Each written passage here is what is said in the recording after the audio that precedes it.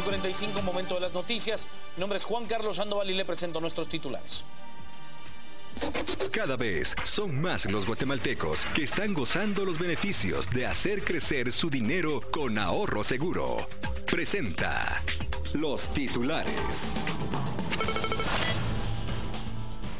Tribunal Supremo Electoral oficializa multa millonaria al Partido Patriota por realizar campaña anticipada. El PP deberá de pagar alrededor de 2 millones de quetzales.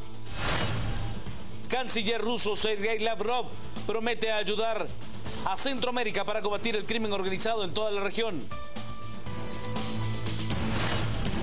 Gobierno de Otto Pérez Molina pide a Rusia que incluya en su programa espacial al único astronauta guatemalteco Vinicio Montoya. Ministerio de Gobernación lanza aplicación para teléfonos inteligentes con el objetivo de denunciar robo de vehículos.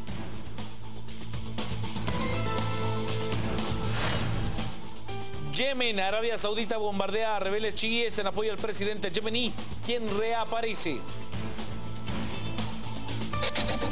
Cada vez son más los guatemaltecos que están gozando los beneficios de hacer crecer su dinero con ahorro seguro. Presentó los titulares. El Tribunal Supremo Electoral ha multado con más de 2 millones de quetzales al Partido Patriota por la entrega de bolsa segura en Huehuetenango con publicidad de Alejandro Sinibaldi y Emiliano Mazariegos. Las noticias nacionales son presentadas por Azúcar de Guatemala.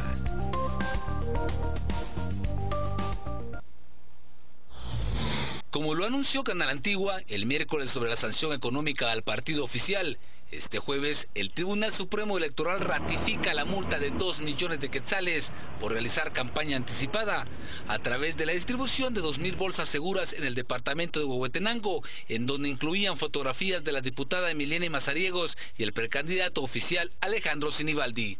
Se impone al partido político Partido Patriota, PP, una multa de $250,000, moneda de los Estados Unidos de Norteamérica, a razón de $125 por unidad de bolsa alimentaria utilizada como medio de propaganda política o electoral, sin haberse emitido el decreto de convocatoria a elecciones. Según el tribunal, el Partido Patriota viola el artículo 135 de la Constitución de la República, donde establece que se desafió a las autoridades electorales, adoptando características de mitin político, donde estuvieron presentes el presidente y vicepresidenta de la República, en el cual se destaca la entrega de bolsas.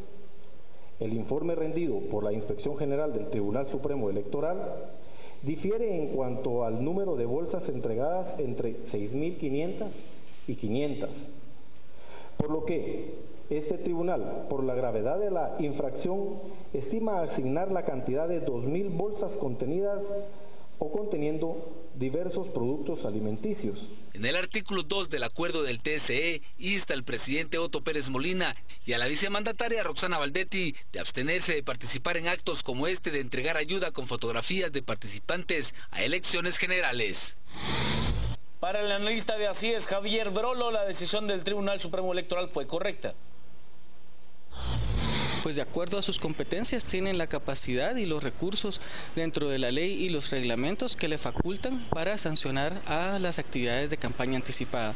Ellos ya han sentado precedentes. Esto es innovador porque los $250 en el momento que se crearon las normas tal vez era una sanción disuasiva, pero en este momento simplemente es un costo adicional a los programas de campaña que se estén realizando. Entonces, al sancionar cada una, hacen el monto de la sanción suficientemente grande para que ya afecte directamente de una forma creíble y que disuada a los partidos de incurrir en este tipo de actividades. Entonces es innovador y está dentro de las capacidades del Tribunal Supremo Electoral emitir este tipo de sanciones. De contarle que la Unidad Nacional de la Esperanza ha expulsado de sus filas al diputado Edgar Axip.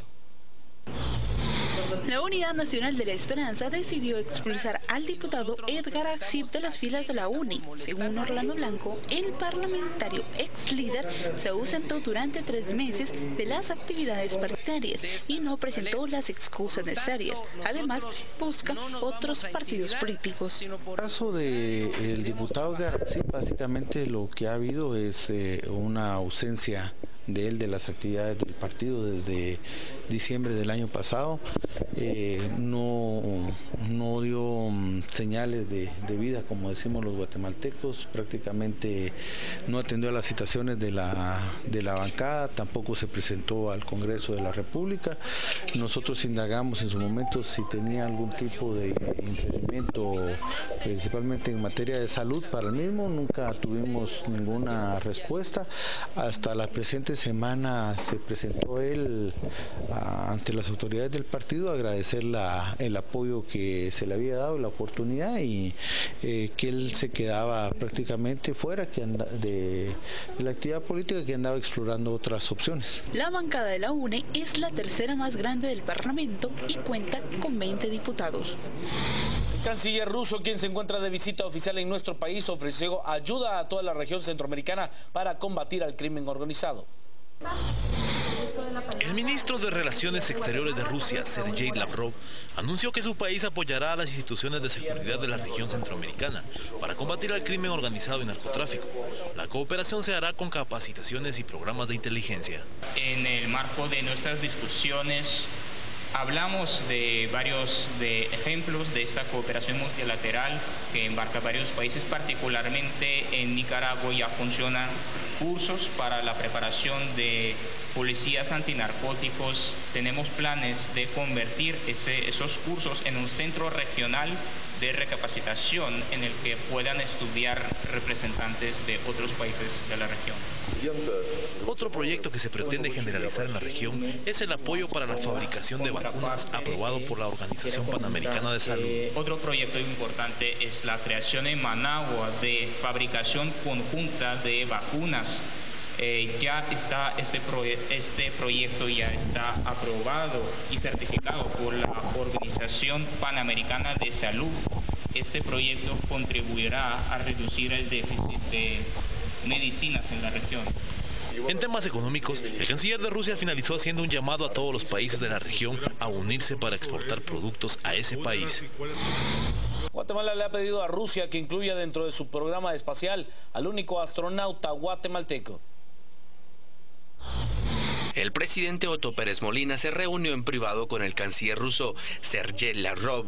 Según el canciller guatemalteco Carlos Raúl Morales, se le solicitó al gobierno de Vladimir Putin que el cosmonauta guatemalteco Vinicio Montoya pueda viajar al espacio dentro del programa ruso y así se pueda convertir en el primer guatemalteco en el espacio. Le hicimos una solicitud al señor canciller muy importante para nosotros. Existe la posibilidad de que el primer cosmonauta guatemalteco pueda subir al espacio precisamente a través de un programa espacial que tiene Rusia. Le hemos hecho la solicitud para ver la posibilidad que el cosmonauta Vinicio Montoya pueda ser el primer guatemalteco en subir al espacio, y por supuesto ellos lo van a considerar, van a analizar el programa y ver la posibilidad de ocupar la tercera silla precisamente en uno de estos ascensos que tienen al espacio, a la estación Soyuz, que es una estación rusa. Montoya es un odontólogo guatemalteco que cuenta con la certificación de la NASA como astronauta desde el 2014. Además, ha participado en expediciones al Everest y el Polo Norte. Dentro de los temas abordados en las reuniones se destacan temas educativos, de seguridad y de comercio. Las noticias nacionales fueron presentadas por Azúcar de Guatemala. Pausa, quédese con nosotros, estamos a las 8:45.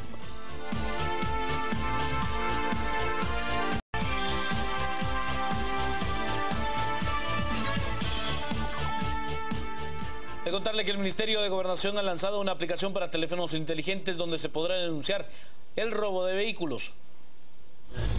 El viceministro de Tecnología del Ministerio de Gobernación lanzó la aplicación inteligente denominada PNC Móvil. El objetivo es que a través del teléfono celular se pueda verificar si un automóvil es robado. También, al momento de realizar alguna compra, se puede constatar si el carro tiene reporte de robo. La AP también funciona como una plataforma para consultar los antecedentes policíacos.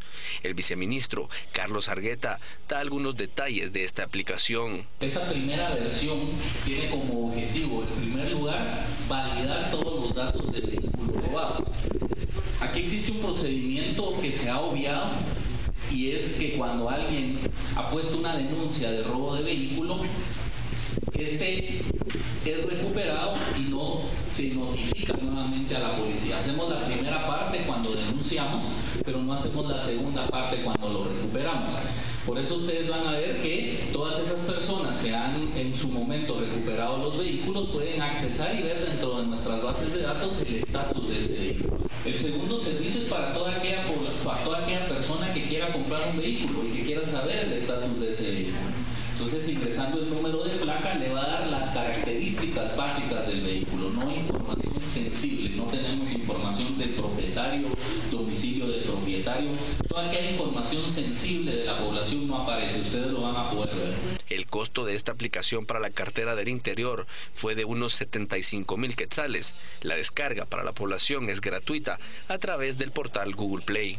La segunda parte de la aplicación va de la mano con un proyecto que hemos venido trabajando desde hacer un nuevo sistema, un nuevo software de antecedentes policíacos, mejorar el servicio a la ciudadanía, y esto le va a permitir a todas aquellas personas que necesiten contratar a alguien, que necesiten saber si alguna persona por X o Y negocio que puedan hacer tiene o no antecedentes policíacos, ya no van a tener únicamente la boleta física, sino que pueden hacer la consulta en base a esa boleta, con el número de boleta o el código de verificación dentro de nuestro sistema, dentro del aplicativo, y el aplicativo le va a responder lo que se encuentra en nuestras bases de datos. Las autoridades del Seguro Social se comprometieron a investigar el caso de los pacientes con problemas renales. Algunos enfermos renales apoyados por Acción Ciudadana han presentado denuncias por contratación de la empresa Prisa por más de 116 millones de quetzales para prestar los servicios de hemodiálisis a los pacientes. Según los denunciantes, 5 personas han muerto porque la empresa está brindando insumos médicos deficientes.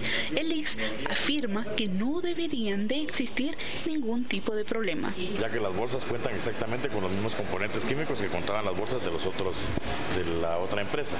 Y el cambio de línea tampoco debe generar ningún tipo de efecto secundario. El subgerente del Seguro Social anuncia que se realizan las investigaciones correspondientes. Los casos se están documentando a efecto de que en el momento de que se pida la investigación correspondiente se puede entregar que efectivamente no corresponden a la relación con el cambio de línea. Y eso médicamente cualquier médico, de acuerdo especialista, podría comprobar. Establecerse qué es el cambio de línea, mire, también es muy complicado para determinar. Tengo que determinar cuáles son los patógenos que provocaron la infección, y en todo caso debería hacer yo un barrido de las personas que estuvieron en contacto con la persona en el momento del cambio de línea, hacerles cultivo de las manos, cultivo de la garganta y hacer una serie de cultivos para determinar si efectivamente fue así, pero yo no lo puedo asegurar. Es demasiado subjetivo el poder decir que fue producto del cambio de línea y que la persona que hizo el cambio de línea fue la que infectó.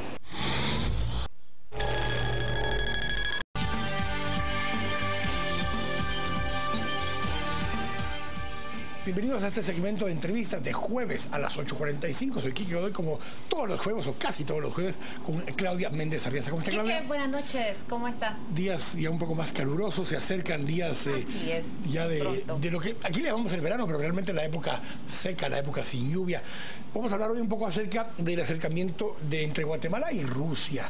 La visita del canciller ruso a Guatemala para reunirse con varios cancilleres acá. Para eso nos acompaña el doctor Manuel Conde Orellana, es analista en temas políticos y en temas internacionales. Bebe, buenas noches, ¿cómo estás? Buenas noches, Quique. Buenas noches, Claudia. Buenas noches y bienvenidos. Hablemos un poco acerca de esto. Es una visita de un canciller de Rusia, hace una gira por América Latina y la concluye justamente aquí en Guatemala.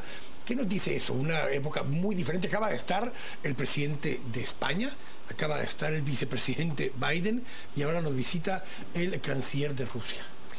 Hablábamos fuera de cámaras hace unos momentos, efectivamente el canciller ruso tenía su agenda en América Latina y hace un recambio, la amplía y se hacen los preparativos para venir a Guatemala y que Guatemala sea la sede que convoque a otros cancilleres de la región y bueno, entrevistarse con el canciller de Rusia, una potencia mundial que, como bien dices, días pasados el vicepresidente de Estados Unidos trae una agenda muy alrededor de temas álgidos para ellos, de temas delicados vinculados con el crimen, con el lavado de dólares, narcotráfico, y la agenda estadounidense que trae el vicepresidente Biden es una agenda alrededor de atender esos flagelos. El canciller ruso llega y habla de intercambios académicos, habla de temas de inversión. No olvidemos, en Guatemala hay una inversión rusa muy importante en la extracción del níquel. CGN es una empresa de capital ruso que está haciendo una extracción de un material valioso, importante para el país. Lamentablemente el Estado de Guatemala fue perdiendo el porcentaje de sus acciones. Hoy es mínima la participación del Estado de Guatemala, pero Rusia tiene esa presencia. Y luego viene y a la usanza de las potencias regionales, pues llega a Guatemala. Rusia considera a Guatemala una potencia regional y hace venir a Guatemala a los cancilleres de la región. En verdad no hay temas tan importantes, tan trascendentales. Hablan de un astronauta guatemalteco a utilizar la llamada tercera silla que ellos mencionan.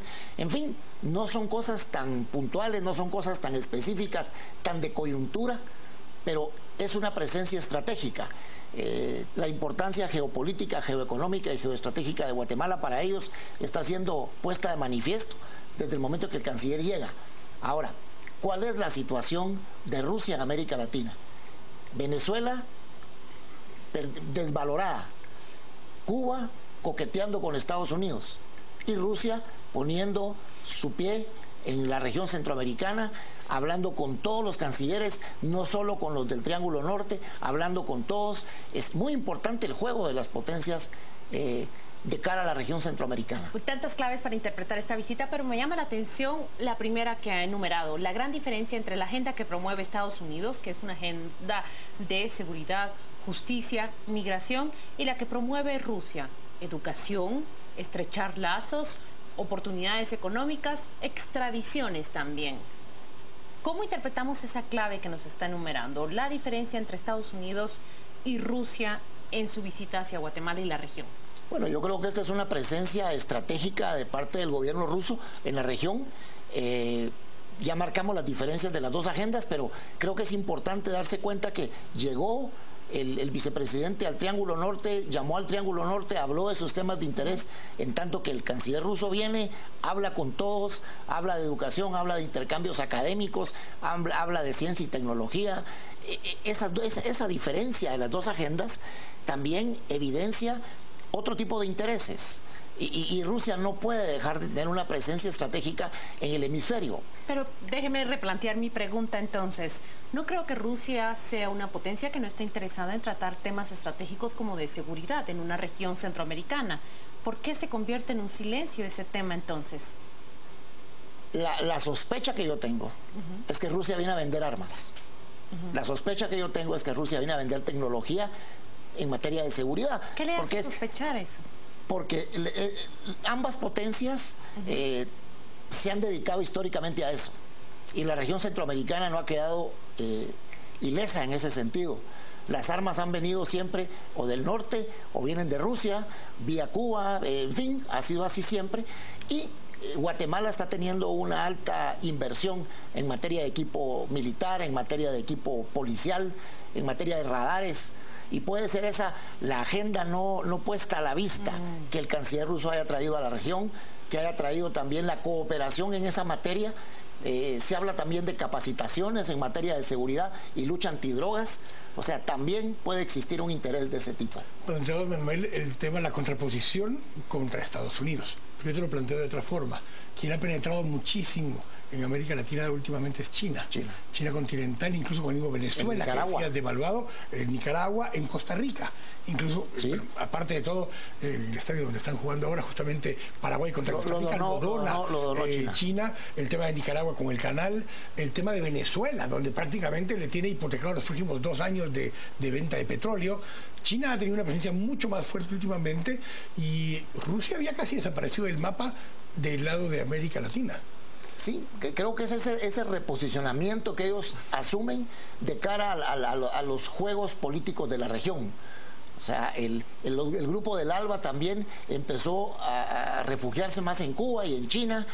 Rusia tiene que recomponer su presencia en la región y obvio que en el tema regional creo que ellos dan una lección. Yo discutí hace unos días con diputados del Parlamento Centroamericano el tema de por qué Estados Unidos viene a hablar con un triángulo norte y deja fuera del diálogo al resto de la región, cuando la región debería de ser la primera de decir, aquí vamos todos juntos, porque el éxito o fracaso de uno es el éxito o fracaso de todos. Sin embargo, el canciller ruso no hace ninguna diferenciación, él viene, convocan a todos, y Guatemala es también la sede de ese encuentro.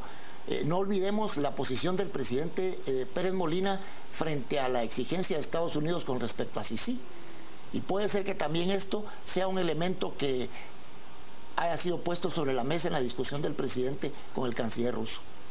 Parte del tema también que te da ahí es que no solo pide ser observador de SICA, que es este tema centroamericano, pero de CELAC, que es un tema mucho más amplio, por eso la presencia del canciller argentino en Guatemala. Esa región completa, que había volteado a ver un poco más a ver los ojos hacia China, voltea a ver a Rusia, pero Rusia no tiene el recurso, no tiene la moneda dura, no tiene con qué volver a coquetear de regreso con América Latina. Aparte de becas, aparte de ese tipo de cosas que hablabas, que no son dinero, son en especies, llevarlos. De pronto, y que ya es de mucho tiempo, mucho tiempo atrás. La embajada de Rusia en Nicaragua promovió tanto hacia Guatemala en términos de intercambio. Recordarán ustedes el asesinato de uno de los secretarios de la embajada rusa en su retorno a Nicaragua. Eso fue una tragedia tremenda, y ese hecho provocó que Rusia diera más becas a más estudiantes guatemaltecos.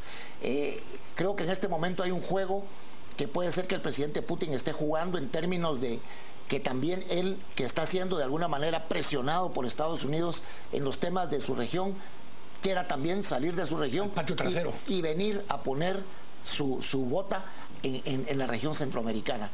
Otra manera de interpretarlo: Estados Unidos tiene una confrontación directa con Rusia. Los conflictos el año pasado, especialmente el derribamiento de un avión en Ucrania, hizo endurecer las medidas. Entonces, poner eso en contexto con esta visita directamente con Guatemala, ¿cómo lo puede leer desde el lente Estados Unidos? Bueno, yo creo que estos son esos juegos de la alta política en donde no importa llegar a un país muy grande o muy pequeño, significa llegar a una posición geoestratégica importante. Centroamérica es y será una posición geoestratégica importante para cualquier potencia del mundo. Los paralelos que se forman en nuestra región tienen esa importancia estratégica, y puede ser una manera muy de alta diplomacia la respuesta a decir, bueno, usted me presiona en mi región, yo llego a su región y me pongo a hablar con todos, no solo con los que usted elige hablar. ¿Qué gana Rusia al acercarse a una región como la centroamericana? Yo creo que nuestras balanzas comerciales no son tan importantes. Los intereses rusos en Guatemala, pues sabemos que una mega inversión es la que tienen en CGN. Puede ser que nos estén ya exportando algunos productos como cerveza y licores, pero yo creo que lo que gana es esa presencia, es llegar a una región y llegar y convocar a todos los cancilleres de la región. Eso es ya un paso en la política mundial importante. No cualquiera llega a una región y los cancilleres se dan cita a hablar con un país que tampoco tiene agencias de cooperación tan grandes. Parte de esta dinámica, Manuel, nos genera una nueva visión, una nueva estrategia, como Guatemala, regresando al primer planteamiento que te decía. Viene el vicepresidente Biden, inmediatamente después viene el presidente Rajoy, viene ahora el canciller ruso. Hemos sido sede de reuniones multilaterales donde vienen otros países a reunirse acá con los demás. ¿Está recuperando Guatemala alguna posición estratégica para poder convocar, o simplemente han optado por venir a Guatemala algunos de esos liderazgos? Yo creo que la labor de nuestra Cancillería ha sido bastante efectiva. O sea, creo que tenemos un equipo en Cancillería de gente con bastante experiencia, gente joven pero que tiene muchos años en Cancillería. Para el gobierno sus niveles de credibilidad son muy bajos. Da muchísima pena que nuestros gobernantes se encuentren con otros gobernantes con unos niveles tan bajos de credibilidad. Pero sí vemos como una operación en la diplomacia que está mostrando frutos, que está mostrando resultados. Y si vemos el perfil de quién hoy es el canciller, quién es el vicecanciller, quiénes son ciertos embajadores, son gente relativamente joven, pero que tiene muchos años de estar en el servicio exterior y a cargo de la diplomacia. Creo que es más la efectividad de esas labores que la credibilidad que pueda tener un gobierno en su último año de gobierno y con bajísimos índices de credibilidad. Esa gestión que planteabas repercute posteriormente no solo en una imagen más positiva a nivel internacional, pero puede repercutir también en otros aspectos desde el punto de vista, digamos, de inversiones posibles para el país o de acercamiento de otros países diferentes del mismo China para poder venir y acercarse a Guatemala también. Por supuesto que sí, y no podemos olvidar algo, independientemente de quién gobierne, cómo gobierne, si lo hace bien o si lo hace mal, Guatemala es un país atractivo para el mundo. No solo en temas de turismo, en temas interculturales, sino es la propia posición geoestratégica de nuestro país la que le da esa fortaleza en la región que lamentablemente quienes nos han gobernado no han querido asumir ese liderazgo regional que Guatemala tiene y que Guatemala debería de manejar con mucho acierto y mucha efectividad a nivel de la región, a nivel del hemisferio, a nivel del mundo. Creo que a Guatemala estos esfuerzos, esas posibilidades, tener cumbres de turismo, tener cumbres académicas, tener cumbres científicas, le dan a Guatemala una posición importante para poder venir a la región y, pues, lo digo con mucho respeto, pero prefieren venir a Guatemala que ir a otras ciudades de Centroamérica. Un punto importante, el funcionario y el nivel del funcionario que nos visita. ¿Cómo lo interpretamos? Bueno, nos está visitando el jefe de la diplomacia rusa. Y el jefe de la diplomacia rusa no es nada más y nada menos que uno de los brazos importantísimos del gobierno de un presidente controversial como el presidente Putin. O sea, es un presidente que maneja a su gobierno muy antojadizamente, pero que tiene a viejos lobos de mar, les podríamos llamar, a cargo de carteras importantes como la seguridad, como la cartera de relaciones exteriores, con su cancillería, que tiene que ser una cancillería muy fuerte. Creo que el visitante que estamos recibiendo es un visitante de altísimo nivel en la política mundial. Ha de ser, sin duda, uno de los creadores de la política internacional en Rusia, que está de alguna manera manejando todos los espacios y los frentes que tiene que cubrir Rusia en sus relaciones diplomáticas. Así que el visitante es un visitante de primer nivel y yo nada más lamento lo que se lamenta cuando uno ve que ellos sí pueden venir con una agenda y que el país no tenga una agenda clara, que el país no tenga una agenda de intereses claros que puedan ser compatibilizados con los intereses de la visita que ha hecho el canciller y que lamentablemente vemos una vez más que los que vienen de afuera tienen que venir a decir qué es lo que hay que hacer adentro. No se le pidió al vicepresidente Biden, por ejemplo, que incorporaran en el programa de la NASA a Vinicio Montoya, pero se le pide al canciller por ese tercer asiento del que hablaba hace un momento. Podría parecer menor, pero en algunos aspectos es la oportunidad de poder tener un científico o una persona que se ha preparado para esto y tenerlo de pronto pues en uno de los vuelos próximos de Rusia. No olvidemos que el juego mundial no solo es juego de policías y ladrones, sino el juego mundial es un juego en donde la ciencia, la tecnología, la academia, la educación, la inventiva tienen un papel importante, pero muchas veces cuando viene un visitante sí sabe a qué viene y los locales no saben. El anfitrión no tiene una propuesta. Y entonces, como decimos, ¿verdad? El que no sabe a dónde va, cualquier bus lo lleva. Muchas gracias, Manuel. Gracias, Manuel, por nos acompañar. Vamos a ir con Juan Carlos Sandoval para escuchar lo que él nos va a leer del Twitter y del Facebook. Así que, Juan Carlos, por favor. Gracias, Quique. Buenas noches. Revisemos qué es lo que nos dicen las redes esta noche. Nos plantean, Rusia viene a explotar recursos, Otto a regalar el país por un porcentaje ridículo. Hugo nos dice, es tiempo que los guatemaltecos tomemos un papel más protagonista, no de espectadores, Nicaragua y Guatemala. El viceministro Arker Benítez nos dice, Guatemala ya es un jugador internacional, ya no solo se piensa qué hacer por Guatemala, sino qué hacer con Guatemala, es lo que nos plantea el ex viceministro Arker Benítez. Jonathan Lara nos dice, por la problemática de conflictividad social que se está agravando en las actividades de minería, y Hugo también es un claro ejemplo de la globalización. Guatemala es un punto estratégico para cualquier potencia. Vámonos a la pausa, quédese con nosotros. El segundo de los temas será la multa impuesta al Partido Patriota por parte del Tribunal Supremo Electoral. Estamos a las 8:45.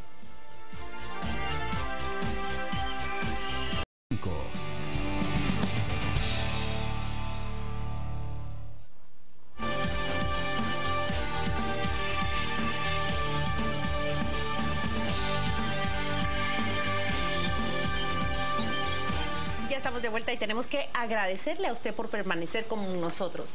Nos acompañan ahora en el set tres abogados analistas, y se puede decir que tenemos la mesa llena, Quique Godoy. Vamos a hablar de uno de los temas más intensos que se han vivido en esta jornada durante la tarde. Es el Tribunal Supremo Electoral, que nos ha provisto de dos noticias distintas. Para hablar de ello me acompañan Marcio Palacios, que es el director de la Escuela de Ciencia Política de la Universidad San Carlos, José Dávila, que es observador electoral y cumple ya 4 elecciones como observador, así que tiene el ojo muy bien afinado, y Mario Fuentes de Starac, actual vicepresidente del Centro para la Defensa de la Constitución. ¿De qué vamos a hablar? De dos noticias que son distintas, pero que están íntimamente ligadas porque atañen al Tribunal Supremo Electoral.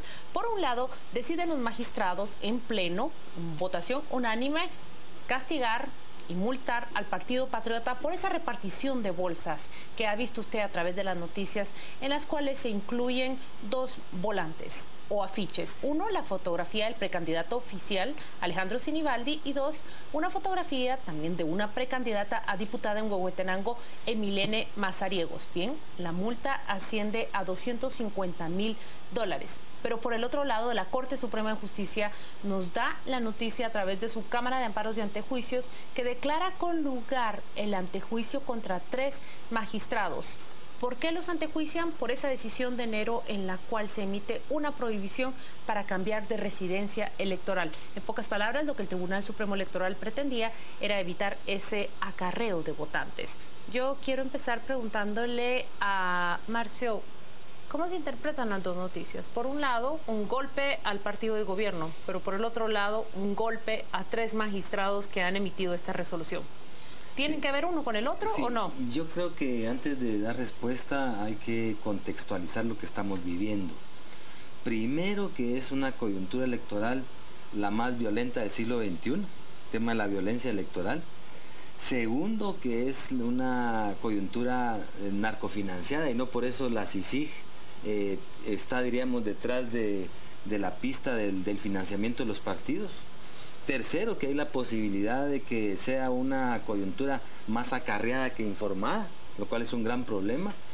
Cuarto, que es una coyuntura donde se da en un contexto de bastante remilitarización, como nunca antes. Quinto elemento, que se rompió el paradigma de la precampaña, campaña y poscampaña, porque aquí la campaña empezó ya hace más de 4 años.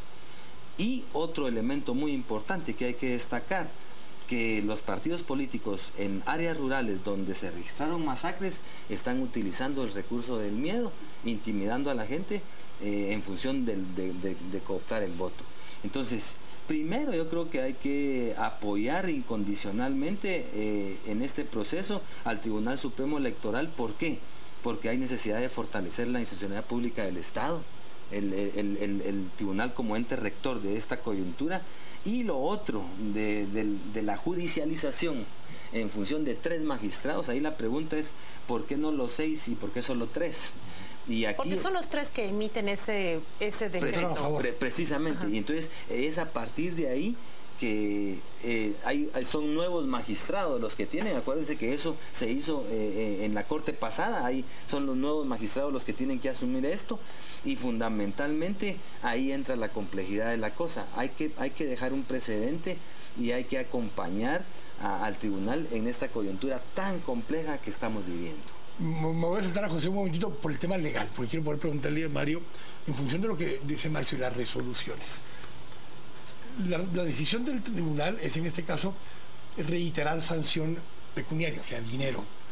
Ya había sido suspendido el partido en 2 ocasiones por la misma razón, campaña anticipada. En el mismo acuerdo que emitió el Tribunal Supremo Electoral plantea que si reinciden en el tema, lo que procedería es cancelar el partido. ¿Por qué hay diferencia si el criterio es que fue por campaña anticipada? El argumento originalmente había sido que aquello fue por vallas, esto es por bolsas. Pero es campaña anticipada. ¿Qué piensas de eso? Sí, es una, digamos, de alguna manera es una inconsistencia, porque se van avanzando supuestamente en las sanciones y ya deberíamos de estar viendo situaciones de cancelación de los partidos, porque ese es precisamente el apercibimiento que que señaló el Tribunal Supremo Electoral. A ver si estoy entendiendo bien. La sanción que correspondía era ya una suspensión de partido. Bueno, ya ha habido suspensiones de los partidos, bueno, y siguen en la reiteración. Bueno, entonces tendríamos que ya caer en la cancelación de los partidos. Sin embargo, el Tribunal Supremo Electoral se ha mantenido, digamos, en esa línea de no querer cancelar partidos. Asumimos es demasiado fatal. Demasiado fatal para un proceso electoral que lo tenemos encima, ¿verdad? Entonces, la participación de los partidos, bueno, se podría ver en un momento inhibida totalmente por el hecho de una cancelación. Bueno, a ver, José, porque en un partido de fútbol, si te sacan a María, la siguiente, si te vuelven a sacar a María, roja. Y vas para afuera. Esa es la mejor analogía que se me ocurre ahorita de lo que veo del pasado. Pero le sacaron a María y en vez de sacar la siguiente María o la roja directa, llega el tribunal y le advierte verbalmente, mire, porfa, ya no lo vuelva a hacer. Suena drástico una multa de 2 millones de quetzales, pero lo fatal que correspondiera cancelar el partido en todo caso. Sí, esa es una medida, me imagino, que está contemplada, pero esperarán momentos, no sé, que esperarán, pero tal vez más agudo. Pero yo lo que quisiera decir es que esos dos hechos, la multa, ¿verdad?, el Partido Patriota y lo del antejuicio a los 3 magistrados, son un daño al proceso electoral. Y para mí las razones están claras. Primero, porque es el partido de gobierno el que comete una violación a la ley electoral, siendo que el gobierno es el que es obligado a dar mejores ejemplos en las campañas. Y segundo, porque lo otro viene de que el Tribunal Electoral había dicho que no había actualización de residencia, con la idea que ella de evitar los acarreos, de mover gente de un municipio a otro que diga, no, ahora ya estoy inscrito acá. Entonces, yo digo que eso es bueno para el proceso electoral. Lo segundo, y hoy van, digamos, a juicio, llamémoslo así, a los que deciden una cosa buena para el proceso. Por otro lado, vemos al propio partido gobierno insistiendo en su campaña anticipada y llegando al extremo de lo que hoy fuimos testigos todos. Entonces, lo que yo quiero decir es que el Tribunal Electoral lo pueden meter en una crisis, porque para mí lo están atenazando. Y lamentablemente los dos partidos más grandes. Y lamentablemente a un tribunal que todavía está con la incertidumbre si va a tener su dinero completo que necesita para las elecciones. Entonces, en mi opinión, este proceso electoral, esas dos acciones de hoy dañan, entorpecen y tiran sombras sobre el proceso electoral. Esa es una de mis conclusiones y es arriesgado. Y repito, porque es arriesgado, porque son los dos partidos mayoritarios. A mí me llama muchísimo la atención lo que han puesto ustedes ahora sobre la mesa.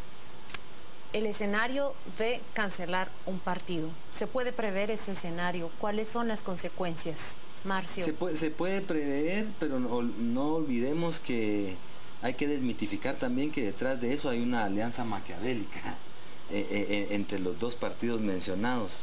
Y eso también hay que resaltarlo. Ahí hay también un as bajo la manga que se puede jugar. Es decir, se cancela un partido en el marco de una alianza que ya está casi que cocinada, y entonces eso puede también tener un costo y un impacto.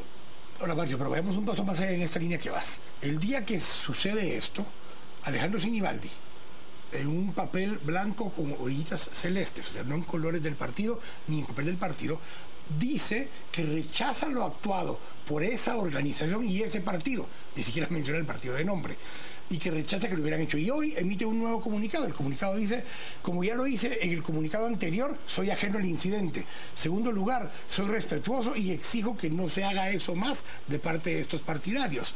Siguiente dice, reitero mi convocatoria a hacer este proceso limpio y justo, y que está en manos del secretario general del partido. O sea, se lava las manos, tomar las acciones que considere prudentes para salvaguardar la institucionalidad del partido. Y nuevamente un papel blanco con horitas celeste, o sea, muy Guatemala, muy nacional.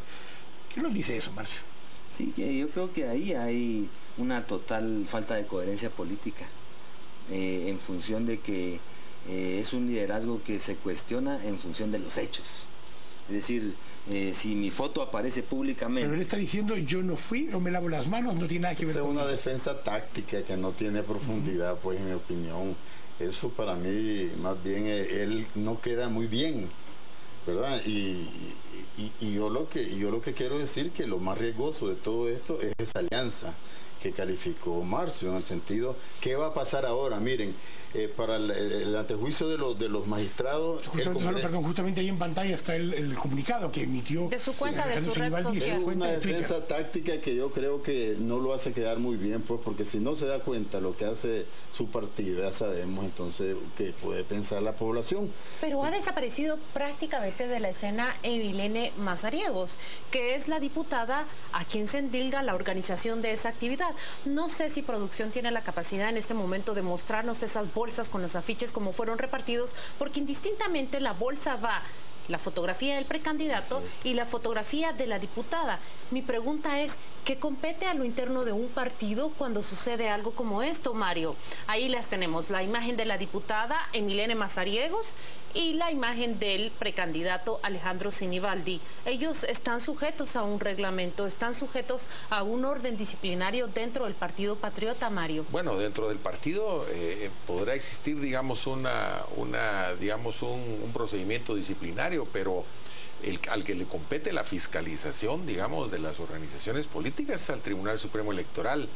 Y la preocupación es que lo estamos viendo debilitándose ante los partidos políticos, porque la Corte Suprema de Justicia no es que haya declarado con lugar el antejuicio, sino que lo único que está haciendo la Corte Suprema de Justicia es canalizar la correspondiente denuncia o querella hacia el Congreso de la República, que será el lugar en donde se va a determinar si procede o no el antejuicio en contra de los magistrados del Tribunal Supremo Electoral.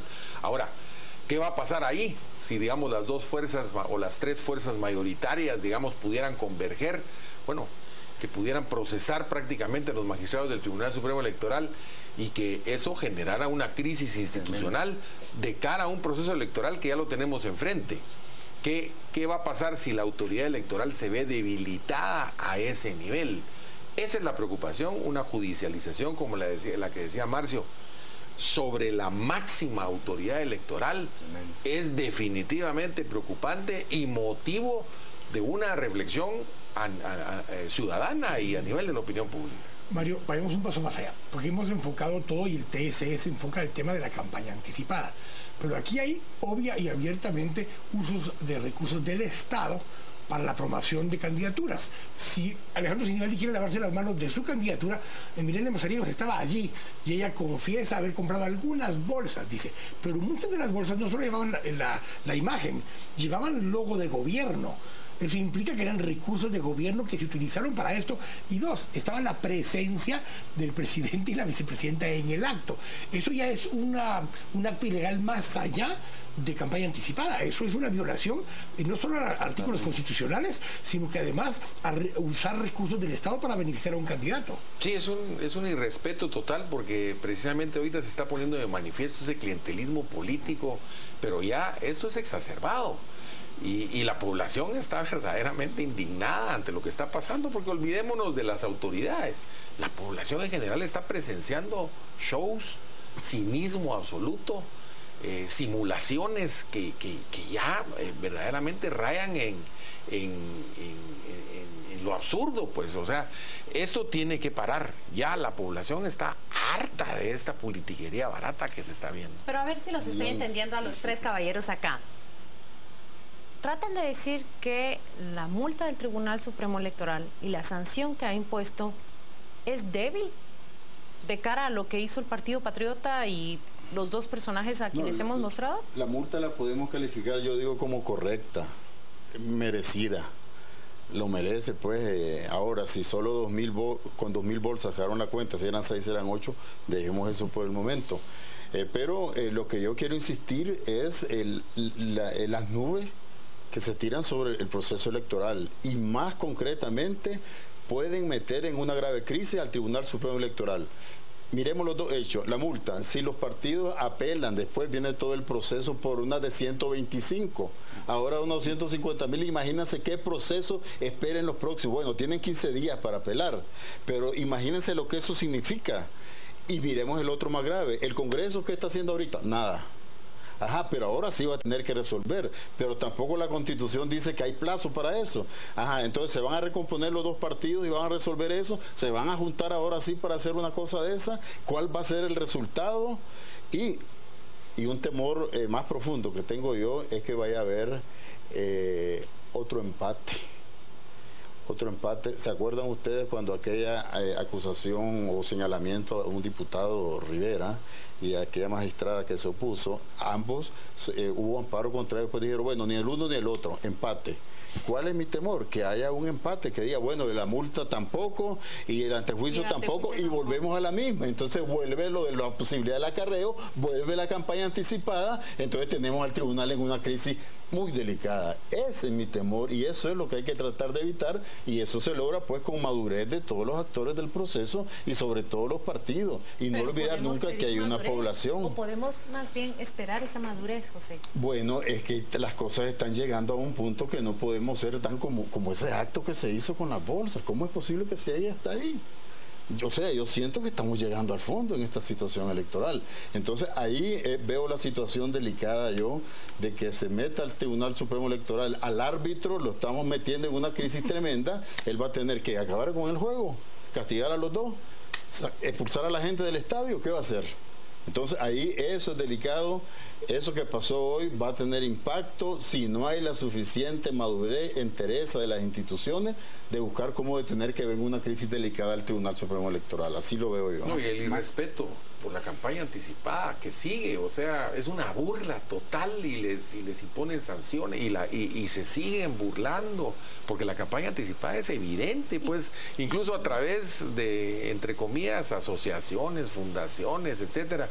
Estamos en una campaña anticipada y el Tribunal Supremo Electoral está bueno, no sabe qué hacer. Hace una gran diferencia. Pero ahora, ¿cómo se sentirán, digamos, los magistrados que los están antejuiciando y los pueden llevar a un proceso penal y los pueden desaforar?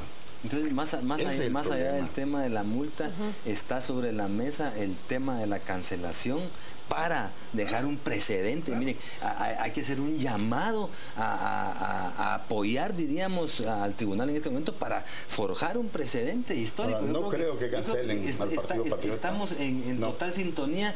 Yo creo que estamos hartos ya de esta situación a nivel de la población, que el 60-70% de la población esté indecisa en este momento, porque hay, diríamos, no hay información, no tenemos información. Sería una alteración completa del proceso. ¿Usted, Mario, cree que cancelarían al partido oficial o al partido opositor, líder? El mismo Tribunal Supremo Electoral ya percibió que si seguían, bueno, como decía Quique, tarjeta amarilla. ¿Cuál es la siguiente? Bueno, tarjeta roja, pues, o sea, no hace caso. Tarjeta roja. Y parte de lo que sucedió es que ellos mismos, el tribunal, más allá de lo que dice la ley electoral, en los artículos sancionatorios, emitieron un acuerdo el año pasado. Y el acuerdo 100, creo que es el que establecía originalmente, plantea que si suceden estas dos cosas, que era la campaña anticipada puntualmente, lo que iban a proceder como tribunal era a suspender. Pero los mismos artículos de la ley establecen que después de la suspensión viene la cancelación. Ahora ellos dicen, no, ya no podemos volver a suspender. Pues, ¿y por qué no? Si ellos mismos establecieron las reglas en este acuerdo del año pasado. Esa es la parte que queda como en duda, Mario. ¿Será que el que ellos lo merecen, pero eso no va a pasar? El antejuicio los amilanó y se echan un poco para atrás. Es que no puede pasar. Pero el problema es que se va a alimentar. El mismo sistema va a buscar cómo defenderse, porque eso sería... no sé si es fuerte la palabra, pero un poco caótico para el proceso. Pero sería la segunda elección en la que el partido de gobierno no participaría en una elección, porque el gobierno pasado no participó en la UNE. Pero en las condiciones actuales, reales, la correlación de poder, yo veo muy difícil lo que merecidamente debieran de hacer. Partido demasiado... no sé, demasiado abierto a hacer esas violaciones, como provocando, pero provocando, ¿por qué? ¿A qué están jugando? ¿Qué quieren? Y ahí es donde está el riesgo del proceso como tal, pero sobre todo meter en crisis a un Tribunal Supremo Electoral que hay que reconocer que ha hecho sus esfuerzos, ha multado, pero lo están llevando demasiado contra la pared y no va a poder tomar una resolución radical. Marcio empezó esta entrevista y esta conversación enumerando todos los factores de contexto que marcan la pauta de este proceso electoral, pero hay un factor que José ha añadido muy bien haciendo énfasis en la diferencia que este tribunal ha marcado ya en el proceso. Claro. Nunca antes el árbitro electoral se atrevió a levantar la mano y decir esta campaña está prohibida. Y al los efectos son los que se viven. Yo creo que hay un elemento. Lo hizo con 11 partidos en junio. Sí, y luego lo hizo con el partido de gobierno y ellos en merecen el respaldo de la población. Ese elemento destacado por don Mario, yo creo que nos debe llamar la atención. ¿Qué va a pasar de aquí en adelante? Imagínense ustedes si se desmorona el Tribunal Supremo Electoral, que hay una intencionalidad de los poderes fácticos y de otros poderes. Claro. Eso va a crear una gran crisis. Es decir, no solo estamos en una campaña altamente violenta y ahorita con mucha tensión. Esto marca diríamos, una ruta de tensión. Y entonces claro, hay que ponerle mucha atención, hay que darle mucho seguimiento, porque si se deslegitima en este proceso al Tribunal Supremo Electoral, estamos en un gran peligro de un gran retroceso histórico. Pero veamos 3 crisis electorales que hemos tenido. La primera fue cuando José Efraín Ríos Montt se inscribe, el Registro de Ciudadanos acepta su inscripción, la Corte de Constitucionalidad lo ratifica y corre como candidato. La segunda crisis es cuando Sandra Torres se divorcia, se genera la situación del registro, le niega la inscripción, apela a la Corte de Constitucionalidad y esta se la deniega. Se ve una firmeza tanto del tribunal como de la Corte. Y esta es la tercera, donde el partido de gobierno ha sido ya suspendido en 2 ocasiones. Correspondería por reincidencia cancelarlo. Veremos al TSE dar ese paso siguiente en la línea que hemos venido avanzando de clausurar un partido. ¿Se van a atrever? Es que si siguen desafiando hacia el Tribunal Supremo Electoral, lo están debilitando. Entonces, podemos prescindir de partidos políticos, no podemos prescindir de la autoridad electoral. Porque la autoridad electoral significa la institucionalidad democrática del país. Entonces, esa es la que tenemos que preservar. Los partidos pueden pasar, venir, las personas pueden venir y pasar, pero la institución tiene que prevalecer. Y eso es lo más importante en ese momento. Preservar al Tribunal Supremo Electoral, y todos los ciudadanos debemos de estar en función de apoyar a esta institución. Eso ha quedado muy claro, pero ahora nuestro compañero Juan Carlos Sandoval se encuentra ya listo para leer los múltiples mensajes que han llegado con este tema a nuestras redes sociales. Juan Carlos. Licenciada Méndez Arreza, buenas noches. Vámonos a las redes, tenemos muchos mensajes. Hoy Hugo Barrios nos dice sancionar a las personas que se presten para ser acarreadas. Hechores consentidores deben ser sancionados.